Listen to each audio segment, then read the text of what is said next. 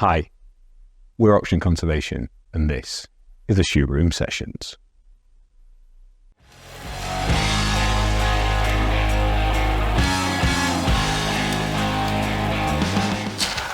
Roger, welcome to the Shoot Room. Hello, very good to be here. Can you tell people who you are and what you do? Yeah, so I'm Roger Bull, and I'm managing partner at the law firm Burges Salmon. Brilliant. I already know this answer is going to be spectacular. Can you take us through your life story, your career contents page? If you reached up for the book that is your life, what are the chapters that make up that story so far? Yeah, so far. So I won't go back too far. So I'll start with how I got into law. Okay. I was actually going to do medicine. So I really love science, still love science, and I did science A-levels. And two things happened which pushed me in a different direction. So one is that my wife, who was then my girlfriend, is a bit older than me, and she went to give blood.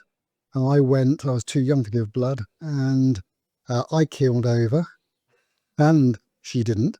And so that was one sign that medicine was perhaps not for me. I also had a friend whose brother was a junior house doctor and was having a really, really tough time doing that role. And it was really difficult. And he dissuaded me. And so I was left with thinking, well, what do I do as a result of that? Because it's medicine I'm not sure about.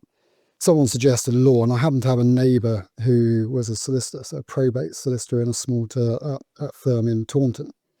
And I got chatting to him, and he said, well, law's potentially a good career. You know, you've got the brains for it. It involves analytics, thinking, helping people. Why don't you come and have a go with us? So he was giving that step up and a bit of a helping hand. And in a holiday, I went along to meet a couple of his colleagues. One of them was their head of criminal law. And he got me to sit behind barristers in Crown Court. And there were 3 cases that I sat and watched, and they were fascinating. And I can tell you about them if you want, just very quickly. So one was a headmaster who'd been playing rugby, and he'd stamped on someone and was being charged with GBH. It was only the second time in the UK that a sports-related criminal charge had been brought, and he was found to be innocent. Second one was a bouncer who'd had a fight with someone attacking him, and he'd been charged, and he was found not guilty. And the third one was a biker who had assaulted his girlfriend and nearly killed her. And they were very unpleasant people, and he went down for attempted murder. And I was hooked, absolutely hooked in terms of the practice of law. That was criminal. I had no idea. I don't have professionals in the family. Sort of dad's a computer programmer, mum's an auditor. So I didn't know anything about it, but now I did some work experience. So getting a feel for the importance of giving people the opportunity to come in and see what it was like. So I worked at this firm in Taunton, and I did pretty much every job there over every holiday I had for about the next 4 years. So I worked in the post room, I worked in accounts, I worked in marketing, I drove files around between offices, and got a really good feel for what law was about as a business and the type of people within it. So that then led me to do a law degree. So that's how I got. That sounds such a the phrase there, understanding the business of law. I think that seemingly is quite rare for people. They enter law for the law and for the academic and the intellectual challenge of it, as opposed to seeing the business of that. Did you recognize that early, that you saw a different side of the profession? I think one of the things I saw, and it flows through to my sort of ethos and approach now as managing partner, is the importance of every person in the firm. So every role in the firm has a function. It's there for a purpose. It's a one firm approach to things. So having been on the business service side, and did that for 4 years, knew the finance team inside and out, knew the marketing team inside and out, knew what they were doing. That gave me that view of half of the business that a lot of lawyers don't see. So they come into it, they get the technical training, they become a lawyer, as you say, they advise clients on the law. They don't see the rest of how the firm is working. So having that appreciation of it, if you can't recruit people, you haven't got a recruitment team, you haven't got a business. if you can't bill people. Clients, right, that's probably the least favourite bit. But if you can't get a bill out the door and collect the money, you haven't got a business. Those teams are critically important in terms of running the whole.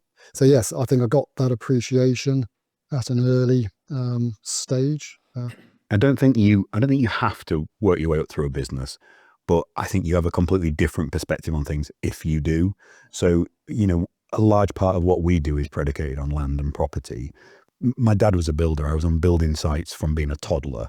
So when we go view a property, I have an antenna to whether something is a problem or a big problem or a difficulty and that also, I think, by working up through those levels gives you an ability to interact with everyone across the business, from handymen and gardeners and cleaners through to the board. And where I have seen people who have just worked at a senior level, often they find it difficult to converse with a one business or the whole business, as you say. Yeah. Where was university? So, well, I was very lucky. I got a scholarship to a local school in Taunton, and they pushed very hard for Oxbridge, and I got to Oxford. Do you mean lucky? Well, I was lucky. I had mum and dad. I was lucky, various reasons why I was lucky. So timing wise, that when I was 11, a lot of the private schools were giving out scholarships, and that has diminished significantly. I was lucky in the sense that the local education authority were giving out assisted places and funding people. I mean, that just doesn't happen now, whether you think that's right or wrong. It's just what it was when I was 11. And there were 4 very good schools. So there was an 11 plus. Everybody sat, loads of the kids from the local state schools, 40 or 50 every year would disappear off into the private sector. So I was lucky in the sense that that happened. And then the opportunities, I think, and perhaps the drive that the school gives you to try and do your very, very best was different. I had lots and lots of friends, because I started in the state system, lots of friends who are still there doing their A-levels. And again, what they were driven to achieve, I felt was different if you compared the two. So their schools were saying, well, yes, go and go to that university or do that course. They would never have been told, go and do Oxbridge. My school was, are you sure you want to go to uni? Yeah, and it was exactly that. Whereas our school was like, well, yeah, why wouldn't you? So that was, I'd say, lucky in terms of being in that position. I read law at Hertford College in Oxford, which was interesting. Oxford has caught up, but their course was very old-fashioned and not very practical. So you spent... Describe that to people. What does old-fashioned mean in that context? Well, I'll give you a very good example. So in your first term, you turn up and lots of people doing other topics are getting into grips with the basics. At Oxford at the time, they don't do a law degree. They did jurisprudence because it's legal philosophy, not just law. So that's one difference. And in the first term, you did Roman law. I got this slightly irrational hatred of a shepherd boy as a result of it. Because in the 50s, a shepherd boy in the Middle East, one of his sheep went missing. He found it in a cave and found these amphora. And within them were these old parchments. And they were the 2 written records, which were the institutes of Justinian. And they're the only copies ever found by this guy. And so for the first term, you studied the institutes of Gaius and Justinian, which were Roman laws, because they sort of underpin the whole legal system for most of the Western world. So they thought that was a really good way of starting your legal career. And I spent that first term with this slightly irrational hatred. If only that sheep hadn't gone missing, I wouldn't have been studying Roman law. Sure. Stop doing it now. It's a voluntary course. It's going to be especially ironic because people are going to pick up this podcast with your line about hating the shepherd boy, and I'm accused of not liking shepherds because we are taking quite a few sheep off the hillside for the good of the environment. So the taglines will be everywhere. Okay, so outside of the slightly old school approach, did you enjoy your time at Oxford? Yeah, very much. Lots of opportunity, lots of sport, amazing debating society, which again, so lawyers, lots of arguing. So you went to that. I went really because you had lots of interesting people would turn up and speak at the Oxford Union. So fascinating opportunity. You come from Taunton, you've never seen celebs. They all turned up to the Oxford Union. So that was really fascinating. When you think back, which is the one that immediately jumps out as the most memorable? So, well, there were sort of world leaders and the like, but the one which jumps out as memorable for me was the author James Herbert, so horror writer. Not for everyone. I loved it as a teenage boy growing up, thought they were great. And he came and did a speech, and he was still at the bar afterwards, and he bought me a drink. We were chatting about his books and what drove him to write. And it was fascinating insight into somebody I'd been sitting there reading their books for the last sort of 5-6 years. So that was brilliant. Really enjoyed that. The topic itself, the law, was good. We had really good tutors. Hartford drove people very hard. So I think what it taught you was that self-discipline. So I had friends doing English, history, geography, and they did probably a fraction of the work that the lawyers were doing because we had these great big long reading lists. But what it did do was the lawyers were pretty self-disciplined because you got 2 hours of lecture tutorials a week, big long reading lists, go and read 50 cases, write an essay, come prepared to support what you've put, which is a really good practice for the practice of law. So go away, get the data, analyze it. Developing that work capacity, which what I take from what you articulate about driven hard early, is such a gift to give to young people, I think. So mine didn't come in an academic sense. University was relatively easy in that regard. Mine came in a sporting context. And in the same way that it sounded like if you turned up unprepared, you were going to have a rough time. My version of that was if the person was better than you at sport, you were on the floor and you're going to have to get back up and decide, well, do you want to stay down there next week or are you going to get better? And I think we don't, there's an element now in terms of, I think the culture might have gone too far, certainly in the environment sector, where you're not allowed to challenge, you're not allowed to criticize, you're not allowed to set a high performance bar. And that's been something that's allowed us to be very different because we do have that culture of constant feedback, performance. You will work hard. You are going to turn up to perform at a level. But I think it is a gift you can give to young people. Well, it gives you a flavour of that. So the school would say, right, make sure you know everything about current affairs before you go and have your interview. And the college I went to, you turned up on the evening and they gave you a lever arch folder with 100 pages, which were case decisions on the law of precedent. And they said, not interested in current affairs, go and read those case reports and we'll do the interview and we're going to ask you about your understanding of them.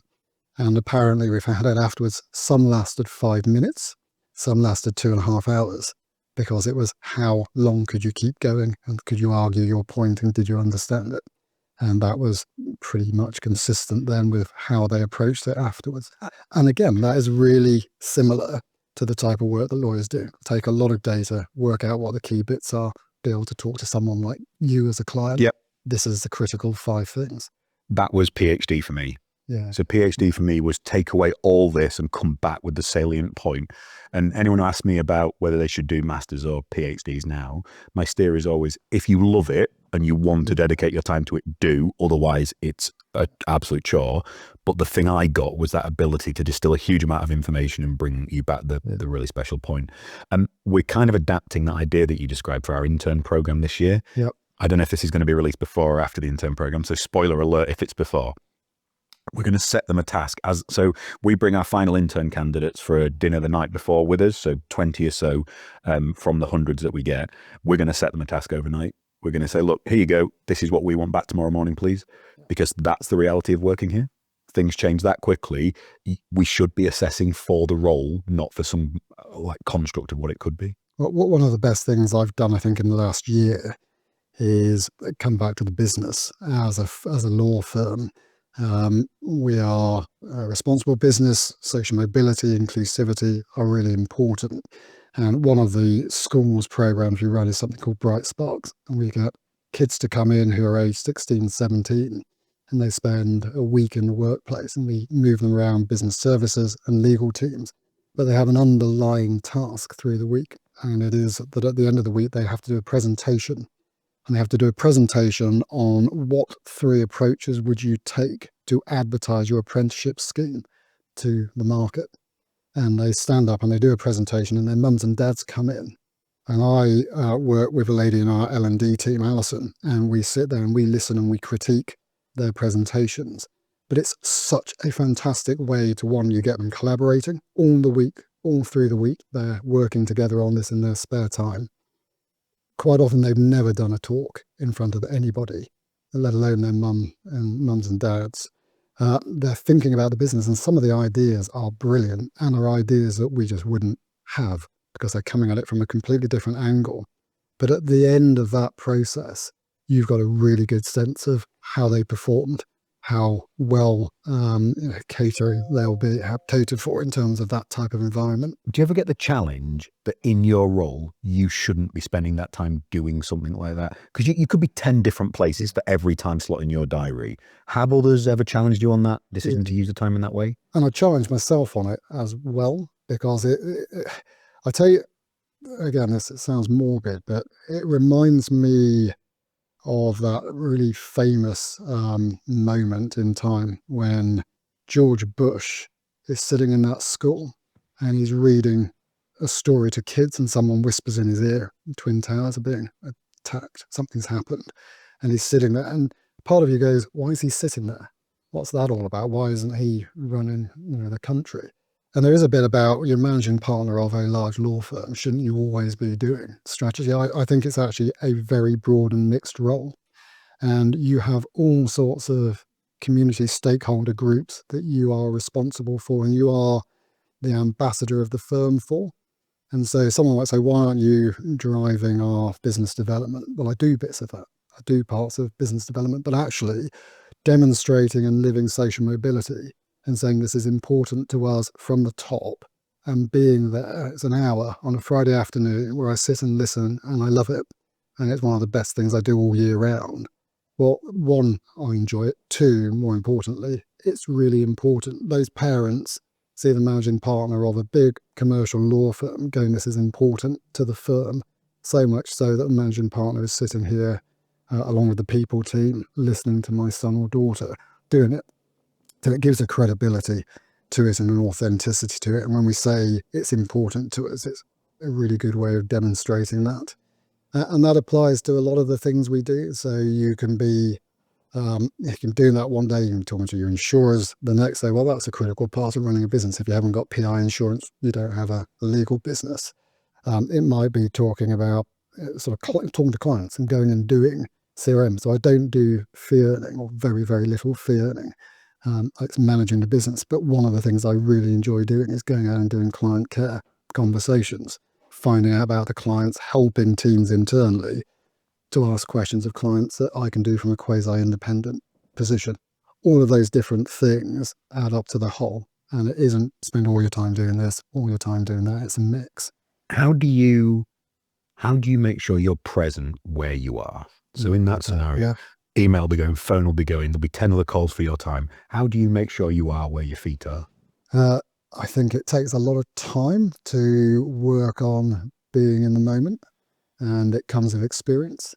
So I certainly remember being a junior lawyer and having 10 things to do on my to-do list, and then somebody coming in left field and saying, can you help with this? And your brain is churning on the other 10 things, and you are really ineffective in terms of trying to help that 11th person. And I think you get better at it. You go, I've got an hour to do X, so I'm focusing on X. If I'm not focusing on X and I'm thinking about the other 10 things I've got to do, there's no point in me doing that hour. So it's changing the mindset and understanding that you've got other people who are dependent on you. So there are people coming to a meeting, and their next month's work will depend on the outputs of that meeting. So if you're not there, then you're not being effective, and you're going to waste their time. They're going to have to talk about it again, come back and do it. You're wasting your own time. So it's being really disciplined about being in the moment and recognizing that this is the most important thing now. And planning, diary planning and management. So I know what's coming, I know what's before, so I can plan my day around that. There are always crises that pop up. So can you build in a bit of grey time in your diary? So my secretary is brilliant. She puts in little hour chunks through the week. I probably have 40, 45 meetings a week on average, but there are these chunks in my diary which are deliberately there to give me buffers so I can have the thinking time. So those are really useful tips. The other thing drives me mad, but in terms of making meetings effective, so you can just plan them better. So have an agenda, know who's doing what before you turn up rather than it being chaotic.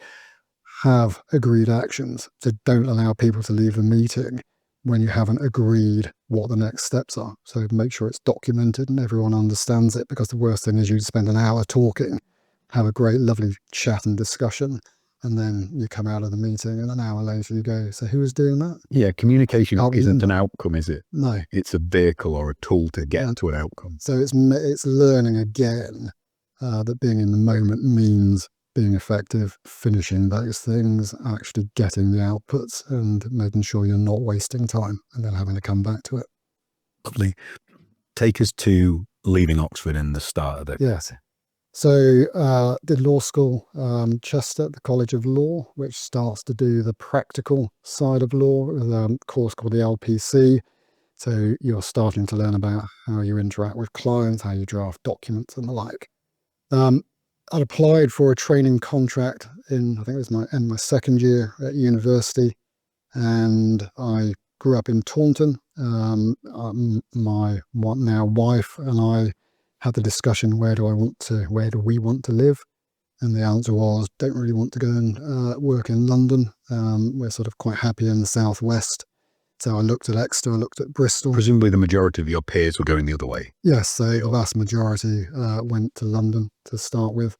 So I went to, Bristol and Exeter firms, applied, got offers, went to Burges Salmon. It was really interesting, actually, because I had a number of different offers. And the Burges Salmon culture was coming through then. So there were some firms who were very, very directional. So you will go to this law school. You will do your this voluntary discretionary module. You will do that. Burges Salmon was like, what are you interested in? Why are you interested in it? Well, maybe there are 3 or 4 different things you could do. And I like the conversational approach, the working together to come up with what that looked like rather than being told. I'm not very good with being told what to do. So I quite liked yes, let's work together on how this would look. So I ended up taking the training contract with Burges Salmon. It's a really good training contract. It's unusual because we do 6 seats of 4 months each. Most firms do 4 seats of 6 months. So you have 6 different teams that you work within and get to experience. And I thought I was going to be a corporate lawyer. So I really enjoyed corporate. And it got towards, I think that's the 4th seat, got towards 5th seat. What do you want to do as a voluntary seat? Go and try something else. And I said, what would fit with corporate? And they said, go and do employment. It's really interesting. It has lots of synergy with corporate work. Go and try employment. So I went to employment and it was fantastic. And I never left. And the reason it's fantastic, great mix of work, contentious, non-contentious. You go to tribunal, to court, and actually be a barrister and plead cases. Really good client contact. So at a very junior level, you are talking to clients and witnesses from day one. Love that. Love the people contact. Really enjoy it. It's fast moving. So it might be rude about some of my corporate colleagues, but corporate law, the technicalities of it move more slowly, I would say, as an employment lawyer. So employment law changes very rapidly, whether it's a political change because there's a new government, as we've got at the moment with the new Employment Rights Bill coming through, or because of case law. So there's a lot of case law, lots of development through case. So it's always changing. It's fascinating. And even though I haven't practiced for about the last 6.5 years, I still keep in touch with it because I find it fascinating and I really, really love it as a subject. So we've taken the training contract at Burges Salmon. Take us through that route. How do we get from there to managing partner? So like all lawyers, qualified after 2 years as a training contract, qualified into employment law. As I said, really fantastic mix of different types of work, which I enjoyed. Give us one of your favourite cases or that you recall. I did a 4-day case in Cardiff employment tribunal, and it's terrifying. Doing your own advocacy, quite junior, up against barristers, really challenging.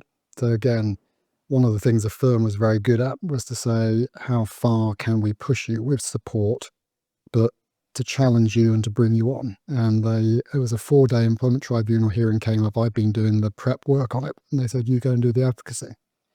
I was like, oh, okay, right, I'll go and do this. So went to Cardiff Employment Tribunal. It was about a charity where the founders of the charity had misused charitable funds. And a new board had been put in by the Charity Commission, and the position was that the founders had effectively been dismissed from being employed by the charity, and they had brought a claim against the charity on the back of that dismissal. And so they brought a claim of unfair dismissal. We were arguing that it was a fair reason and a fair process. So I had 4 days in tribunal with a very fierce judge who kept interrupting, kept challenging me, and it was terrifying. And we won every aspect of the case, hands down. So I went from being terrified on the morning of day 1 to absolutely elated at the end of day 4, when we got a very quick judgment, and the judge just said, yeah, this is all in your favour. And I was absolutely hooked. It was brilliant. At the end of that, or even now, if you could go back to you walking into that room, would you give yourself any different advice or guidance or anything? Or was it the journey that you needed to experience it as you did? Yes, I think it was the journey you needed to experience it. So I think that part of building up experience and giving people the most opportunities to train, things like the training seats, so try 6 different areas rather than 4, find what you enjoy, find what you're good at, find what's challenging. That's really important. One of the things we do is to sit down with trainees, apprentices, and say, who have you worked with? Who haven't you worked with? What types of work have you done? What haven't you done yet? And make a note of that as part of that career progression to go, okay, we need to look out for this and to provide you opportunities to do that and see what you think of that. And that's brilliant, because you don't know what you're going to like, you don't know what you're going to hate. That range and variety is an absolute superpower. So I'm a big cricket fan, right? Okay. Obsessed with all things cricket. And increasingly, the best batsmen in the world are those that played hockey, golf, squash, tennis early on, because the range of movements they have available to them is way beyond what you'd be formally taught in cricket. Okay. It's even more explicit with spin bowlers, who literally the formal training makes them worse, because it standardizes everything. And actually, the place of performance differential is found in the variance and how you're different from others, not how you're the same. Yeah, well, perfect analogy in terms of that. So, okay, so did employment law.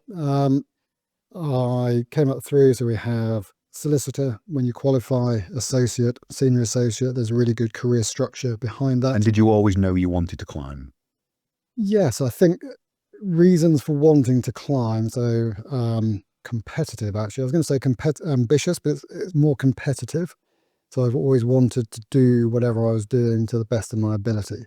And if that happened to mean progressing, well, good. Okay. When you say competitive, people often think you're talking about somebody else, but did you mean against you? Yes. Yeah. Yeah. So this was do my very best. And I'd never liked being criticized, although I've learned to embrace constructive. You and me both. Yeah. And genuinely, that's a superpower, being able to accept constructive criticism and to search it out. But so you learn that as you come up through your career. I think that's easier at a senior level because the quality of feedback and where it's coming from is better and is well intended. I found it very difficult early in my career, where I was getting feedback from people I didn't rate, I didn't respect, and I didn't believe their intent was positive. Yeah. If you work with people who you know are trying to help you and the business get better, then it's all the feedback is great. If you've got people who, so I used to work in the public sector, and they would try and sabotage talented young people. And I don't mean me, I mean others, because they didn't want talent to rise. And you could see that a mile off. So I certainly found feedback easier to receive from really talented people. Yeah, I'd agree. I mean, one of the things we talk about at Burges Salmon a lot is the culture of the firm.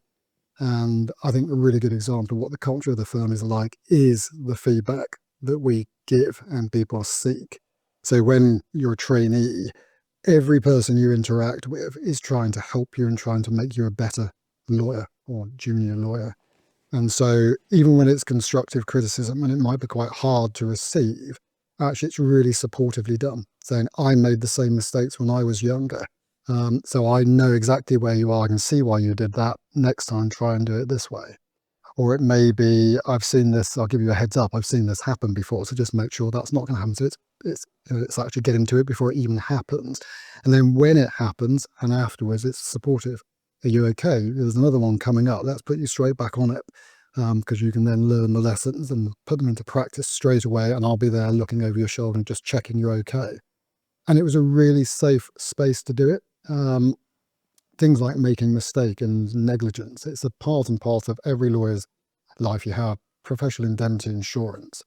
And there's quite a big shift in mindset. So you go through school and university, and if you make a mistake, am I going to own up to this?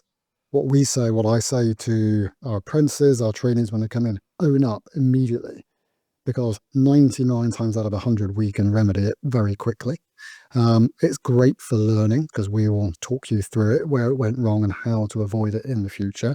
And if in that one in a very sort of large number, rare occasion that it's a problem, we've got insurance and we have to tell the insurers. So use as an example of where you've been able to really role model and demonstrate that. Oh, yeah, yes. I mean, in terms of the sort of putting hands up and saying, own up, I've got this wrong. So when I first became managing partner, we were talking about bringing in certain parts of a new partner development program. We were quite well advanced in terms of how we would do that. And a couple of people came and talked to me, say, can I give you feedback on this? And say, we think you've missed a trick. You haven't thought about this particular angle. So it's too focused on these criteria. What about these? And if you're saying it should be aligned with our culture, these should be important too. And it was going, oh, okay. And I could have gone, I spent quite a lot of time trying to build this up, get it ready to launch. And I want to get on with it, because one of the other things I do is I want to get on with things and deliver things. But it was people saying, I want to come and tell you, I want to make this end product program better. They came and said, we like most of this, but there are some bits which could be much better. And I'm having to make sure that you don't react to that and go, no, we're going to do it. You've got to stop, pause. And I've got these mantras, which is it in the best interest of the firm? And the answer there was, yeah, clearly to get this better and to do what people were suggesting, it's going to be in the best interest of the firm. So that was an easy, you pause, stop. But that comes with experience, because there is that risk of just plowing on with something and delivering the wrong output. So I really embrace it. I go and seek feedback. So I'll do a presentation. I'll go and say to people, what did you think? Could I have done that differently? Was that good? I mean, let's break the fourth wall on this. So we literally took a break in the first part, and you walked around the room and asked everyone how the first part was. And we have some junior members of your business in the room, and you asked them, was there anything I said you didn't like or adjusted? So you literally are living your values. I was, and in fact, very helpful guidance about have I said anything that my PR team be concerned about. So no, it was all good. So thank you. We edited those bits. Okay, so we're climbing. We're mid-rank now. So mid-rank, you're learning your trade, and things I love about that, it's the client contact gets greater and greater. Why do you like that? Why is that important to you? One of the things I love about, if I talk to someone, say, and they ask me, why should I be a lawyer? I'm thinking about being a lawyer. I say, you're interacting with people. It is absolutely people-centric. You have to have relationships, get on with people. And then I said, and then it's fascinating, because every person, every client has a different story. And then it's fascinating because every business, every individual that you're interacting with has a different set of objectives. And then it's even more interesting because every set of objectives shifts and changes as markets and trends change. So over time, it is never ending change. And if you like change and embrace change, it's fantastic.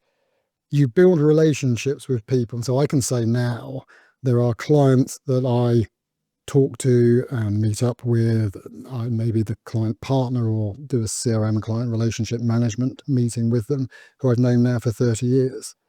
And they've become friends. I've followed their careers. They've followed mine. They followed the firm's evolution. I've followed their business's evolution.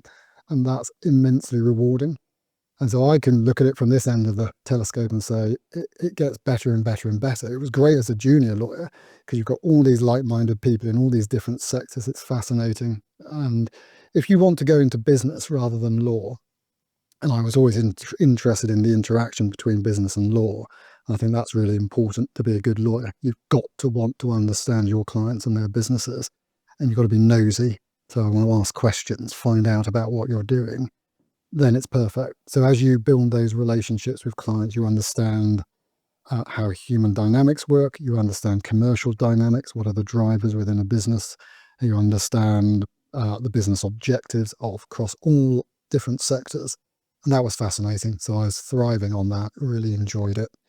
And then in terms of career progression, partnership became an option. I became a partner in the employment. Can you explain to people who don't work in Yeah. the legal sector how partnership works? Because it's a term that's used, but I think outside the industry. So we law firms are typically partnerships. So the owners of the business are multiple senior individuals, lawyers advising clients. So you have this dilemma within law firms, they're an interesting dynamic. So you have the owners of the business are the partners. In a corporate, the owners of the business, the shareholders, are quite often absent, whereas in a law firm, they are there day to day. They have other roles, so they're managers of teams. So you've got owner, they're manager. They're also the advisors. They're the most senior legal advisors, technical experts within the business. And so the role of partner is a fascinating role because it has different requirements and different skill sets required and different calls on time, depending on which of those three areas you are focusing on at any given time. So the ownership piece and the control of the business that you're working within is something that attracted me. I like to have a say. I like to be involved in talking about the direction of the business moving forwards. And I thought, well, partnership gives me that front and center. Was leadership always a part of your approach to life from being young? Not particularly, not in a commercial business sense. Sports teams? Sports teams, yes. I was a captain of rugby teams and the like. And I suppose it was one of those things where you could see how to do things and you wanted to bring people along with you. I don't think you can teach leadership. Yeah. I think you can turn up the dial a little bit and you can teach management and some certain skills. But I don't think, and equally, I don't think a person can choose to be a genuinely authentic leader. I think there's something about you, about your approach to life, about how you do things, that others decide if you're a leader or not. And some of the most amazing leaders I've had sat in that chair, they've talked about from an early age finding themselves in leadership positions, be it clubs or sports teams and things, because others around them have found leadership in the way they did things. And it certainly sounds the sort of long form arc of your story and career, that's been a feature. Trying to solve things, trying to improve things, trying to help people, and being interested enough in the bigger picture of things to help look forward. I think it's an intense curiosity, so wanting to know more. And I think the other thing which I think sets people apart in leadership is that they will challenge themselves at every opportunity.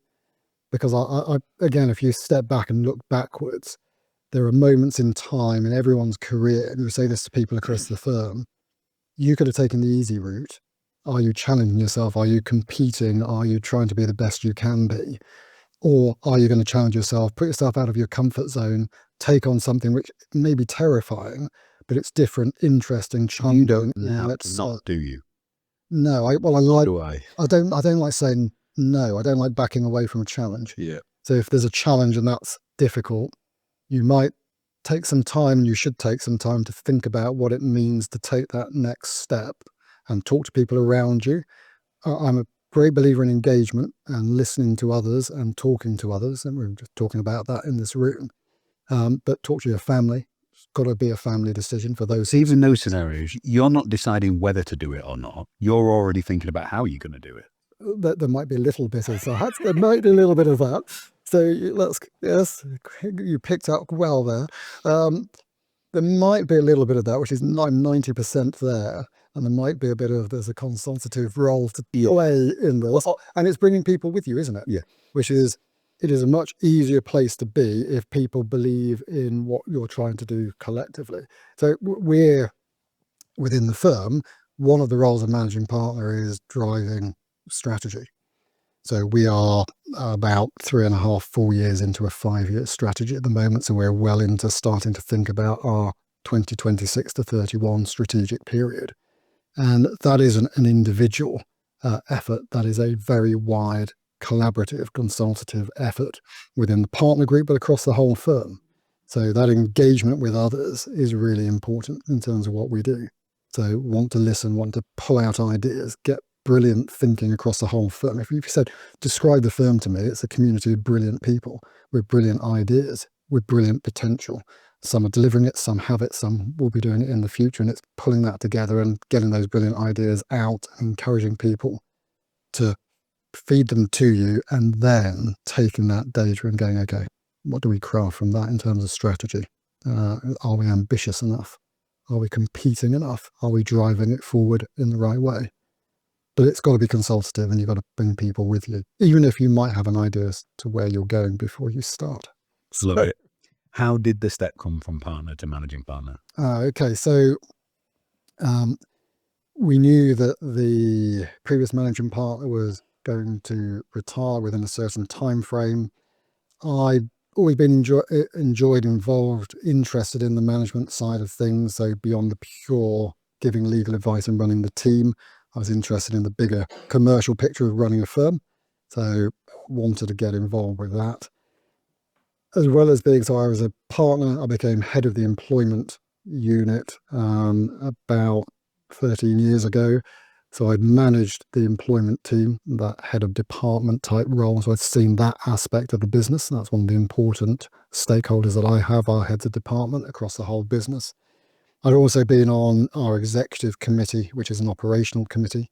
So I'd worked with our 4 chiefs. So we have people, markets, finance and operations. So I'd already been on a committee for a couple of years where I'd worked closely with them. I enjoyed that side of the business. And an opportunity came up. We were talking in our annual reviews. We asked all the partners, are you interested in management roles? Would you be interested in a managing partner role? Why would you be interested in it? What do you think you'd bring to it? And they're very early conversations. And I put my hand up and said, I really enjoy the client work. I enjoy employment law, but it's another challenge. I think I'd enjoy it. I think I'd be quite good at it because it's juggling a lot of different things. I'm good at keeping lots and lots and lots of plates spinning. And I was interested, so I started talking to people and asking questions. And what do you think? What do you think the role should entail? What do you think? Where do you think the firm is? How do we drive it forward? What do you think about me? Do you think I can do it or not? Because I want you to be honest. So tell me what you think. Am I wasting my time even thinking about this? Lots of conversations ended up with me standing for it and becoming managing partner. So that was 2018. So that's the last 6.5 years. That's been the role. You mentioned the plate spinning. Yes. It sounds like you crave and need that degree of difference and complexity to keep you mentally satisfied. Yeah, and I think running a law firm it's a fantastic way of doing that. So you are mentally stimulated all the time. What's really the best thing about it is, and I think the example I give is COVID. So you go back to March 2020 and Boris' announcement, we're going to be remote working. The brilliant people that I work with across the entire firm as a team to go, we've got to go remote working in 3 days, whatever it was. That for me was amazing. It was the most exhilarating, powerful period of people coming together with a single goal, and brilliant people with great talents doing the right things in the right places. And I thought that was just a microcosm, an example of how you run a firm, because everybody had their part to play, everybody pulled together, and they were brilliant. So you say, what's it like being managing partner? It's working with brilliant people across a whole range of the firm, and then it's harnessing that. So someone said, what's the role of managing partner like? And I think the best analogy I can come up with is being like a conductor of an orchestra. And setting the strategy is getting all the members of the orchestra to pick the piece of music that is going to be the strategy. But they've all got different taste in music. They all have different practices. They all have different markets, and they're all at different points in maturity. So their taste is different. So eventually you will pick the piece of music, and then my role, having chosen that with collectively, is to make sure that we implement it. And we don't have the percussion department going off and playing the old piece of music, and we don't have the trumpets doing their own thing. So that collective cohesion and glue, and having set the strategy is part of my role, which is bringing everybody together to drive in the same direction for the same objectives. And it can be challenging and very rewarding. It's a beautiful analogy. And when you were about to describe it, I was like, he's and you're in orchestra because it's perfect. The addition to that analogy that I love is, as the conductor, you should never whisper in the ear of the lead soloist. And early in my career, I wanted to get involved in everything. And I've learned over time, no, let the brilliant people be brilliant and don't interfere unless you need to. Several of my wonderful people are in the room, and there's been loads of examples lately where they have just run with pieces, and I've just been able to stand back and admire, lead a round of applause and say thank you, because if you hire those incredible people, they do amazing things. You and I have talked about this at length before, but and you mentioned it earlier in the podcast about how talent, and you said if you can't recruit, you haven't got a business. Yeah.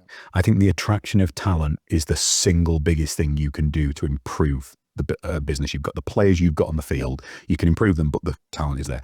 How do you make sure you attract the most talented new people into the business? Yeah. Recruitment and retention are so important. As a firm, you can be a brilliant law firm, you can do brilliant legal work, you have brilliant clients, and we have those. So that's attractive. If you're a lawyer or a business service professional, you go, that's a great firm with a great reputation for doing the basics of providing good advice well. So that's a good starting point, but it's not enough on its own.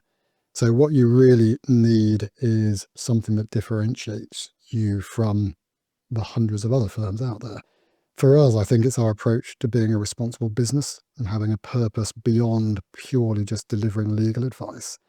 So what do I mean by that and being a responsible business?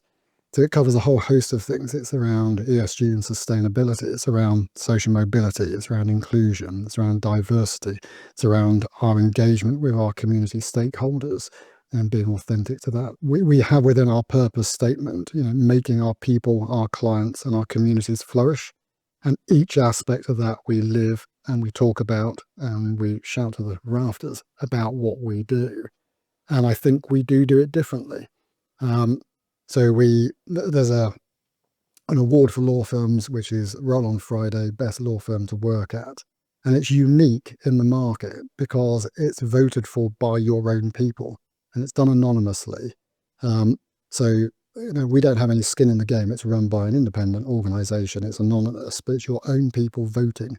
And we've won that as the best law firm to work at for the last 3 years. And let's just pause it. Yeah. That's ridiculous. That's an amazing achievement, because by round of applause in the room, please, people. Thank you.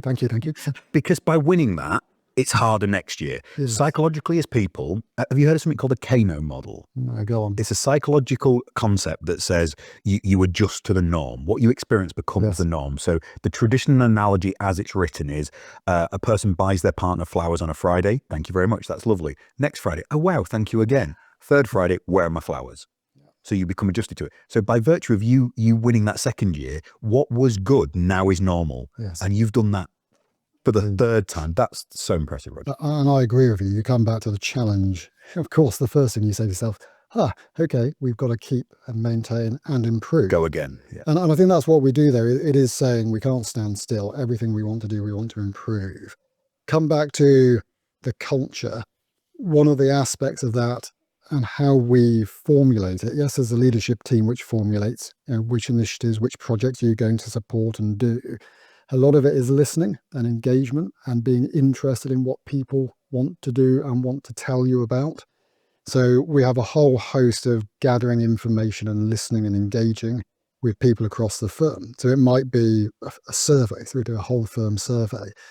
Here's a load of questions. What can we do better? What do you like? What don't you like? What should we be working on? And why should we be working on it? We go and do listening sessions. So I sit down with all the business service teams.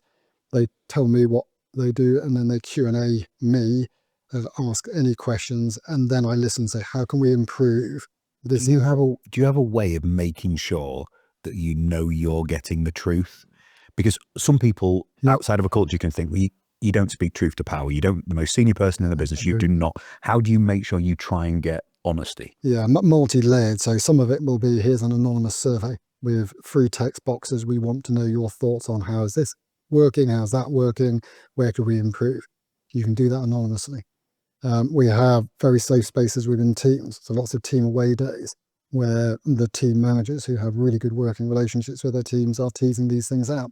It may be, they will encourage people, come talk to me. If you don't feel comfortable doing it when the managing partner comes and listens to you, understandable. Some of you will feel comfortable, some of you won't. Come and talk to me privately. And if it's a great idea, we'll sit down, work out how we're going to push that up the chain in a way that you're comfortable with. So there's a host of ways of doing that. I mean, I go and do the induction talks for people coming in at all levels across the firm. And one of the things I say is it's a continuous improvement culture, and you are the experts on how we run this business.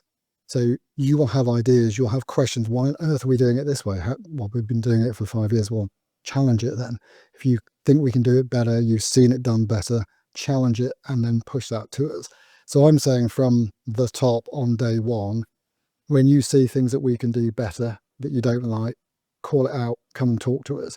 So that message is then reinforced through all the managers, supervisors, all the way through the business, which is we want your input, we want your feedback, we want your engagement. It's your firm.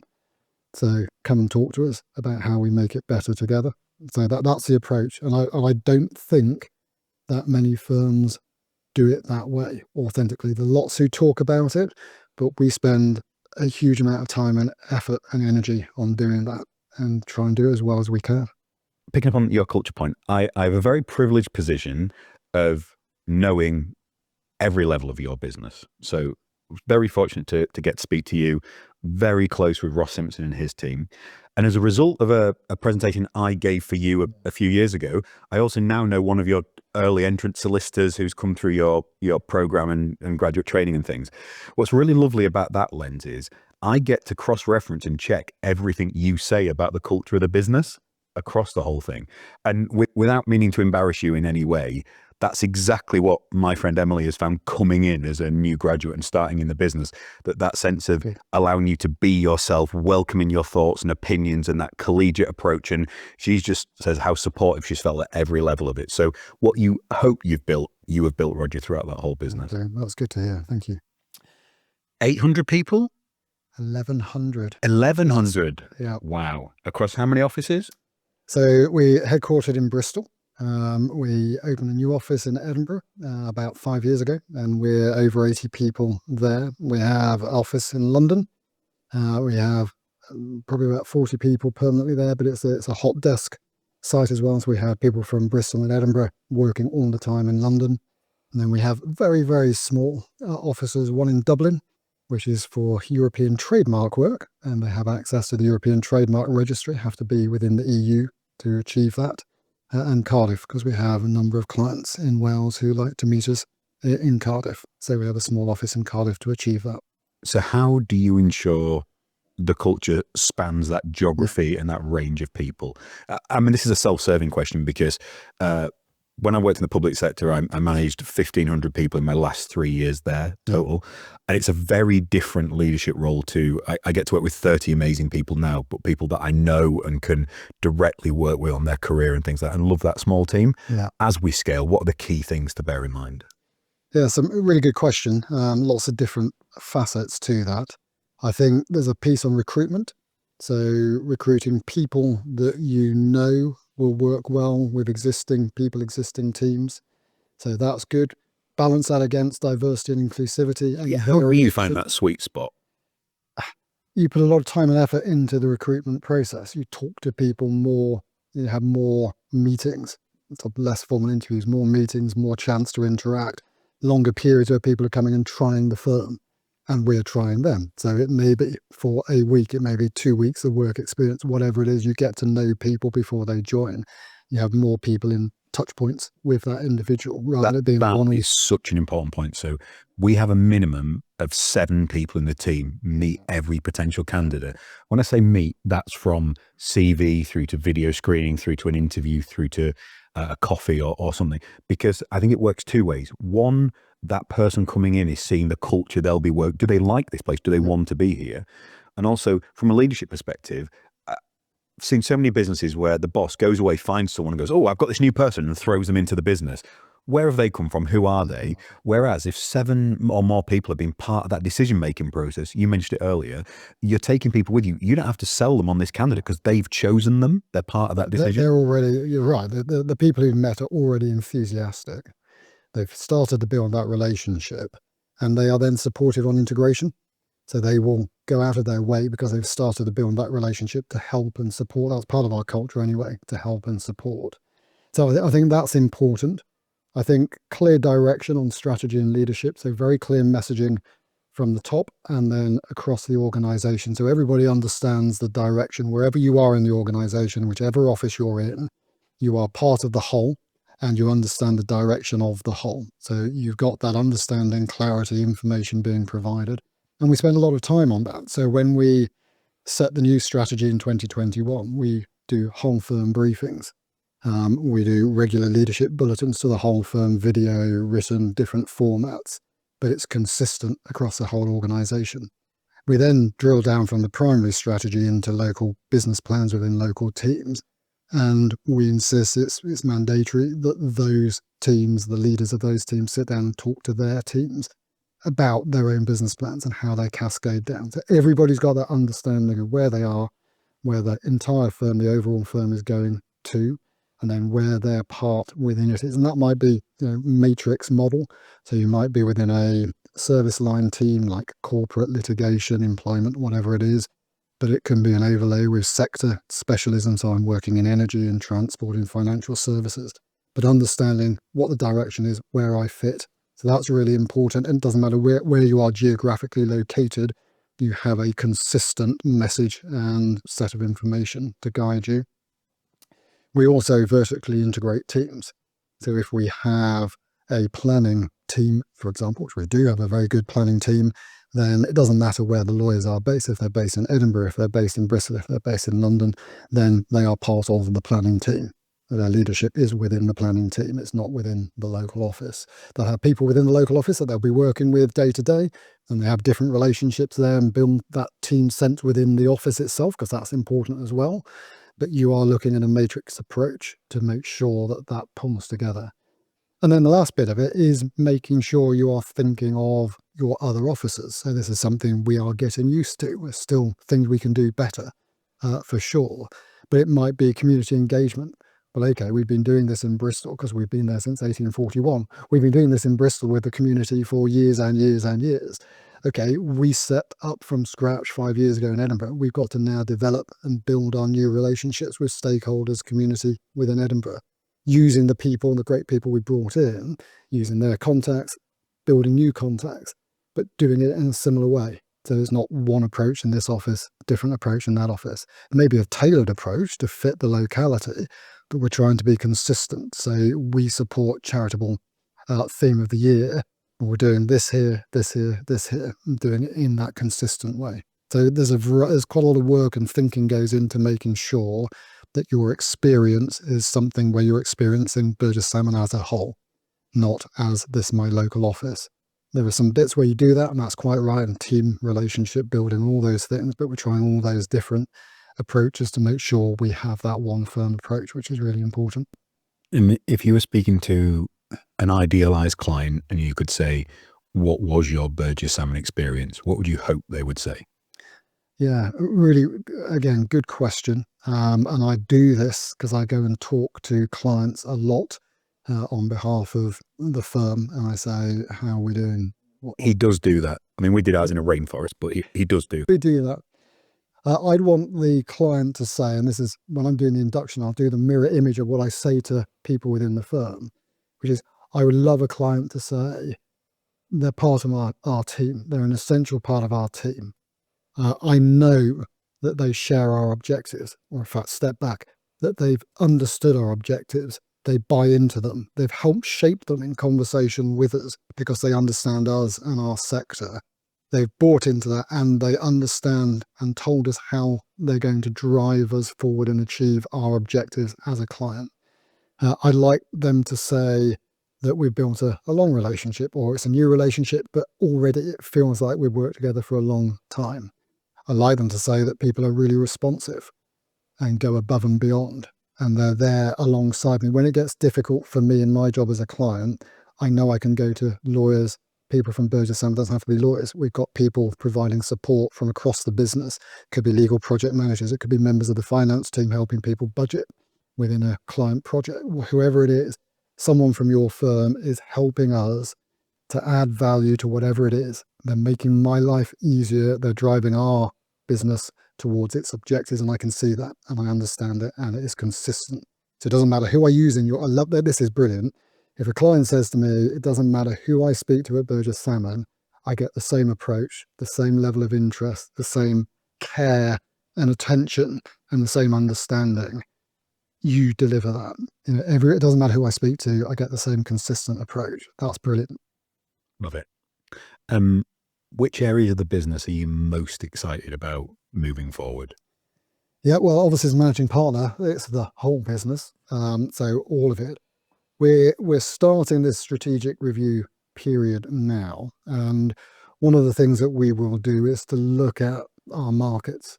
So part of it is an external analysis to say which markets are growing. So take technology. Technology is a huge growth area. We've got a great technology team. You can see and look at the market, look at client need. All clients have technology needs, and the technology sector in terms of technology clients are growing and growing. That is a big growth area. So, okay, what are the opportunities? How are we going to grow that? That's really exciting. Associated to that, it's really nice when you see things that link in together. So take technology, that might move into transport and EVs and autonomous vehicles. That's a really exciting area to move into. You talk about energy. So we have a very large and impressive energy sector. And you look at change in energy, the move into renewables, and whether it's nuclear, battery storage, onshore, offshore wind, the opportunities there, the change, new government, people waiting to see what's happening, Great British Energy, etc. There is change there that we have a role to play in that in terms of shaping that and having the right lawyers for our clients to advise in those areas. I'm excited where there is change. I love change. I love seeing the opportunity to do something different, to pull together different skills from different areas. Built environment, infrastructure, that we do a lot of that built environment work. It's bringing together teams from corporate, from real estate, from construction, from planning, and looking at these major UK national projects of importance, infrastructure plans. There's more of that work. UK investing back into itself through infrastructure. I'm excited about that. There's a whole host of areas where I would talk to every head of department. I'd be excited about something in their business plans, and we'd be sitting down and going, show me where you're going to drive this forwards. It was an intentionally playful question on my part, because whenever I'm asked it, my answer is always all of it. Yeah. And people are like, no, but which bit? And you're like, all of it. All of it. I love all of it. That's the beauty. You mentioned, and it's come through in virtually every answer, how passionate you are about the client-facing part of what you do. What are some of the best lessons you've learned from clients over the years? Yeah. So one of the things we try and do is encourage people to go on to comment, for example, to clients. And we certainly say that to our junior lawyers. It's a great opportunity to be client side and to put yourself in the client's shoes. So I did two. I was lucky enough to do two secondments as I was coming up through. There were two transport companies, and I went in as an in-house, and one was an employment lawyer and one was a generalist commercial lawyer. I remember that being slightly terrifying, being thrown banking documents and going, I'm an employment lawyer. Yeah, whatever. Do the banking documents. So, okay. Things I learned there were managing expectation. So it was a real difference between a lawyer who said, what do you need the advice for? Who's going to see it? What format do you need it in? How long do you need it? How detailed? Do you want it to be punchy one page with an appendix? And so a lawyer who asked me that made a difference, as opposed to going, well, you're just going to get the advice that I always give to every client. It was personalizing the way the work was done. So that was at a junior level. At a more senior level, it's what's the value you can bring? So it might be networking. So pulling connected clients together and saying to a client, I understand your industry and your sector. Have you spoken to this funder? Have you spoken to that developer? Have you spoken, well, I can bring you together, or we're going to run an event. So that I've learned, which is lift your head up and think, how can you help me look good in my job as a GC or whoever it is, or it's a CEO? Do you understand me? Can you make me look good? Can you help me do those things? And then some really basic things. So managing expectation around delivery. So I remember on one of my secondments, one of the relatively junior members of the in-house team was having to go and do a board presentation at 4 p.m. And they were terrified, and they got an external law firm was helping them and was going to send them the script for their slides on a technical bit of law by 3:00 so that they would have it. And when they went and presented as an in-house lawyer to their own board, they had some guidance from this law firm. It was an R4 firm. And they didn't get it, didn't come through. They got an apology 2 hours later saying, sorry, we got called onto something else, you didn't get it. And I thought, that for me, I remember thinking, because I saw the aftermath of that client sitting there having to go into a board meeting without the support and the cover that the law firm should have provided them. And it surprises me how often you hear in the sector that that can happen. And what all law firms and what we really focus on is understanding what you need it for and when and why and how and in what form. And come back from that, can you, as a relationship? It's really hard. Yeah. And what I would say to everyone is ask the question, when does Rich need it? Why does he need it for? And what format does he like and why? Right, give him what he needs. If you're going to manage your expectation, if you need it for 4:00, I'm going to tell you I'm going to get it for 3:00, and then I'm going to do my damnedest to get it to you for 1:00 or the night before, so you can look at it before and you're not under pressure. And that's the sort of approach you try and instill from the client side. It makes such a big difference. Yeah.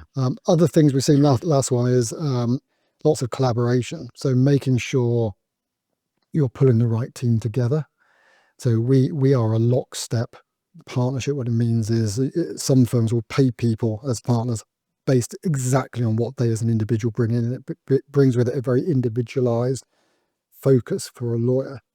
We have a lockstep. It encourages team working and putting the right teams together for the client with the right people, and people aren't hugging relationships or pieces of work. That's much better for the client. And for us, it's much more enjoyable because you work as a team. So that bit about what would the client want? The client would want you to say, I want the best team doing the work for me, who are going to help me drive the objectives and deliver the objectives. And again, our structure, and I tell people, is make sure you get the right people pulled together to do the right job for that client. And it doesn't matter if it's not you or you've got to hand something over. If it's the right person over there, you make sure that person does it. So that's important too. And if I were the client, I'd want that confidence to know that the right people and the best people were doing the work for me. I find it, and again, this is something I've learned in my career, but when someone says, I'm not the person to fix that problem, but this person is, that's perfect, because the level of self-awareness and confidence to say, it's an honest comment. And you were talking about relationships and how important building those trusted relationships are. Honesty, that's the underpinning of all those trusted relationships. So having those conversations saying, actually, we're not the best person. We don't actually do that type of work. You could have a firm who will blag it and say, we're going to try and do it, but we don't do that type of work. But we do know people who we work with on this type of work that we don't do, and we will make that personal recommendation and introduction for you. Yeah. We're going to make sure that's the best thing for you. People often say that senior leadership roles can be lonely. Do you ever find a lonely place to be?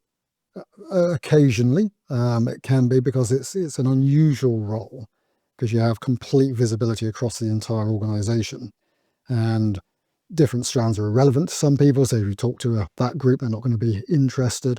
Certain strands are confidential, so you are limited in the number of people that you are talking to.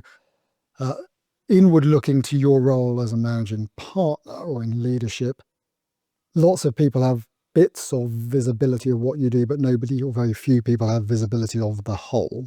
So in that sense of understanding what you do, it's quite limited, and there aren't that many people who do it. Flipping more positively, you have a huge network of people. There's a brilliant thing on Microsoft when they do one of their updates recently, and it says you are actively networking with, and it pulls out a figure. And I said to my PA, I said, well, how many do you have on that figure? And she said, I got about 90, 100. I said, oh my God, mine says 573 people that you've networked with in the last month. And in a way, that's where the loneliness disappears, because you are working with so many different people. And for me, again, I love working with different people, different skill sets. I love experts, working with people who are really, really good at what they do. That gives me a buzz. And so when you've got all those different contacts in all sorts of different areas, it can be client side, communities, within the firm, within the leadership, within business services, heads of department, doesn't matter. You've got all these different touch points, and that makes it less lonely. And then family. Let's come back to family. So for me, I go home, I've got 2 daughters who are 22 and 20. They seem to be hardened to life, great cynics, and I can bounce anything off them, and they are incredibly helpful. They listen, and they normally give me really brutal advice, which is normally aimed at me improving myself. And occasionally they suggest something highly inappropriate that I should do to somebody who's not helping. And I have to say, I can't do that as managing partner. You're not allowed to do that. And then my wife, who's absolutely brilliant, huge support, and listen. She's mastered listening to me and nodding in the right point and telling me, yes, you're right, you should do that. How do you balance? So you mentioned about some of the topics are confidential and you can't sort of cross-pollinate. How do you balance making sure people have enough information to give you great advice? Because I think if someone only knows half the story, it's very difficult to give you good advice and perspective. And also the importance of teaching and helping people have the experience, because presumably somewhere in your structure is your future managing partner or somebody else's. So there's a key teaching role to that. So how do you balance the respecting confidentiality with sharing enough to inform people and to teach? Yeah, I mean, it depends on the situation. I tend to veer towards transparency and openness. Another thing I think we learnt from COVID is that the approach we took to the whole firm was very transparent. We're going to be honest. We don't know what's going to happen. We don't know how long this is going to last for. We haven't got the answer to everything, but you can help. That was unheard of when my career started. Yeah, you would have been laughed off stage if you were like, I don't know. Well, what type of leader are you then? Yes. You were expected to know everything. So there are certain things where you say, I can't tell you, I haven't got the information, but I'm going to try and tell you as much as I possibly can to help you make the decision, or I'm going to tell you as soon as I possibly can once it comes to a point where I'm able to do that. So I'm going to ask for your opinion, your advice with this data set, this knowledge, but I try and be honest and say there are a few things I can't tell you because the bits of the jigsaw haven't fallen into place yet. But when they do, start me off with some advice in a higher level, and then we'll drill down. So I try and work it like that. And then going to different people, so you might be, same topic, but I would value the input from 3 or 4 different angles and people coming at it differently. And when you talk about responsible business and inclusivity and having different views around the table, I really value that as well. And you may be able to talk to some of those people because there may be some barriers on confidence that you can talk to some and not others. But again, getting different levels of advice and different angles helps giving you the clear picture across the whole. One of my mantras is in business, everybody knows. So even there's 1 or 2% of things that are genuinely confidential, and those are usually my world's not a legal world, but in my world, they're the things that relate to an individual's privacy more than often not. Outside of that, lots of businesses think something's a secret. It's not. Everybody knows. If someone's a high performer or a low performer, or if the business is going badly or well, or we come to when we try and buy estates, without fail, the owners think that the employees don't know it's for sale. They always know. So one of my rules in business is everyone can be a little bit more transparent because everybody probably knows anyway. And you've got to balance, haven't you? There are certain things, absolutely critical confidentiality.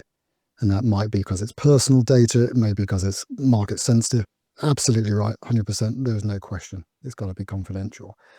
But lots, particularly running the business, running your own business, a partner group, we can be more transparent. Yeah. Historically, the legal sector have not been transparent. You go back 20, 30 years, it was pretty opaque. And I think it's got better and better and better over time. I still think there's things we can do to improve around that. But I think we provide a lot more information. Careers. You asked the question, how do you recruit and retain people? Have really good, transparent careers, career paths. Talk to people early about what they can expect, what they can demand of you as a firm in terms of supporting their career. Come back and challenge us. If we haven't delivered what we said we were going to deliver to you on day one, come back and challenge us.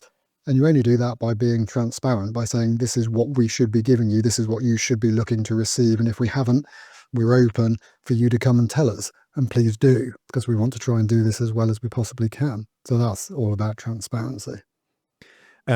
Roger, we've elapsed our time. I can't It's been an absolute privilege having you here. I think it's probably been the most decadent podcast I've done in terms of me being able to pick your brains about leadership and careers. And It's been really enjoyable, and thank you for that. And I'd love to swap seats. Do it for you. oh, we should. We'll do Another time. We'll do the reverse episode. I would be amiss if I didn't just say how much we adore working with Burges Salmon. We've bought every estate we've bought with you and Ross and the team, and everything you described about the culture, the ways of working, we view it as part of the same team, same values, same drive, and it's just been an absolute privilege to have you here. Thank you. Well, I would reciprocate. And what we haven't talked about this very much, but and you've done podcasts with my colleagues on the commercial side, and obviously the commercial side, providing that commercial advice is critical, and we have an incredibly good commercial relationship, but it goes much deeper than that. And I think, as you say, the cultures and the alignment of the ideas and sharing of ideas, brilliant. So I've really enjoyed it. So thank you for the offer to come and be sitting here today. I'm sure we'll do a part 2. Thanks, Roger. Thank you.